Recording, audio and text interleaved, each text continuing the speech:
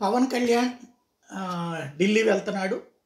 Bharatiya Janata party అధిష్టానం పెద్దలతో మాట్లాడాను. మొన్ననే పత్రికలు రాసినాయి, బ్రేకింగ్లు అయిపోయినాయి. ఆయనకి డేట్లు రెండు డేట్లు ఇచ్చేశారు.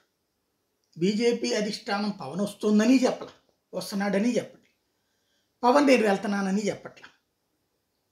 అయిపోయింది. ఈలోపు ఇలా పొత్తులు లెక్కలు అయిపోయినాయి, మళ్ళీ మొన్న మీటింగ్లు అయిపోయినాయి, తాజాగా మీటింగ్లు అయిపోయినాయి, అంతా నడిచిపోయింది. అక్కడ ఇదంతా కేవలం ఊహాజనితమైనటువంటి దీంతోనే నడుస్తుంది, లీకులతో.